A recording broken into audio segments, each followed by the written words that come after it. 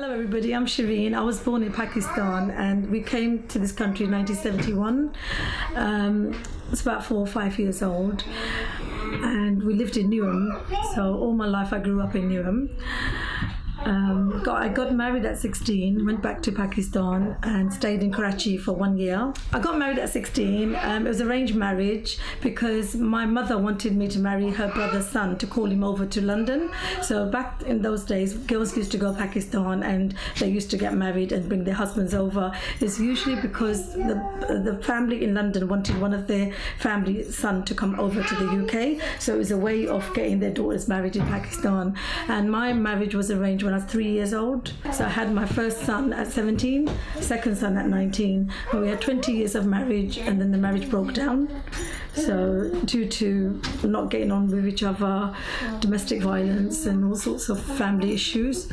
Then I got remarried to my second husband and all he wanted was the visa. But at that time I didn't know he was after the visa. I thought he loved me and cared for me. So that was really, really difficult because I divorced my first husband. I got married first and he had a wife in Pakistan. He got married to her. She was the same age as my son. So he married a young girl and it was really, really, really difficult. I thought he cared for me, I thought he loved me, but after having a divorce from my first husband and having an Islamic divorce, English divorce, on that time he told me he's already got a wife. But before the marriage he didn't tell me that he has a wife. So at that time I didn't know what to do, I couldn't talk to anyone. So basically I agreed for him to have a wife in Pakistan and I'll still be his wife. So we got Islamic nikah done, went to Pakistan and put so much effort, got him to England. I was pregnant and then he didn't want the baby, he wanted me to have abortion and I said I'm not going to do that. He wanted me to have abortion because he wanted the visa, not the baby. I didn't know, and then I spoke to my friend that I'm pregnant and you know we've done Islamic nikah, I'm pregnant. Now this baby is Islamically halal baby, is not haram, so why should I do abortion? And then she advised me that don't do abortion, keep the baby. If he wants to be with you, he'll be with you. If he doesn't want to be with you, then that's his loss. Because that's what I wanted to do. I did not want to abort the baby, but he put so much pressure. He also made cover, like with the ajwan and all this other garam stuff, and he made this cover that I'll drink that cover and then I'll miscarry the baby. So as I was drinking that cover, I just fainted, and then he got scared. He thought, if I'm making her drink all this and something happens to her, who's going to be responsible? Then he stopped. Then he spoke to his mother, and his mother said, don't do this to her. And then he said he'll take me to Pakistan because I didn't want no one to touch me or do anything to my baby or harm my baby. Nobody knows this because it's the first time that I'm talking to you about it, because I kept that very private. And it was really emotional, it was really scary. Then he agreed to keep the baby. He said it's okay. I came back to England and he was in Pakistan and I applied for his visa. So once he got his visa, he came over and then we had lived together for about 4 years. After 2 years of marriage, he started saying that he wants an indefinite visa. Once he gets the indefinite visa, he's going to go back home and bring somebody else over. So to me, it was like... Is it common for men to have many wives in this community? Or? It's not. Maybe there must be a reason for you to have a second wife. Islamically, if you're allowed to have more than one wife, it's because another woman's husband has passed away. You're going to be there looking after her children, looking after her. It's not for... Or if she can't have a child. Or if she cannot have a child. That's when you can have a second marriage. So Islamically, there's reasons for second marriage. Just taking the but if you're just doing it for money...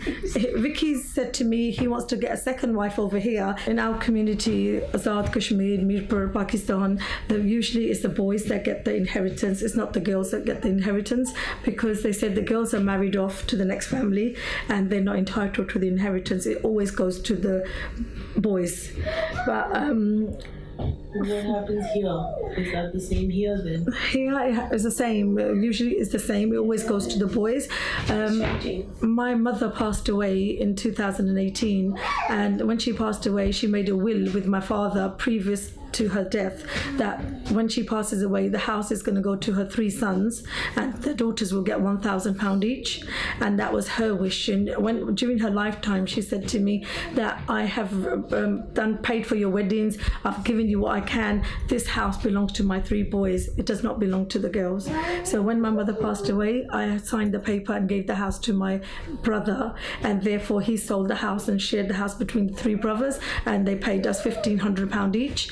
I don't agree with that, because Islamically the daughter is also entitled to the inheritance, whether it's in Pakistan or England or Pakistan or here, she's entitled to the inheritance, and it should be equally. My older brother has 3 daughters, and my question to him is that will he give his 3 daughters the house after he passes away, or where would that go?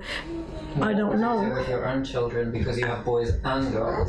With my own children, I would give my house. I own a property, and my house will be shared between the boys and girls. But mostly, I feel the girls need it more, because as being a single mother, I go to work at 7 o'clock in the morning. In my community, not many women work. I've been working since 1993.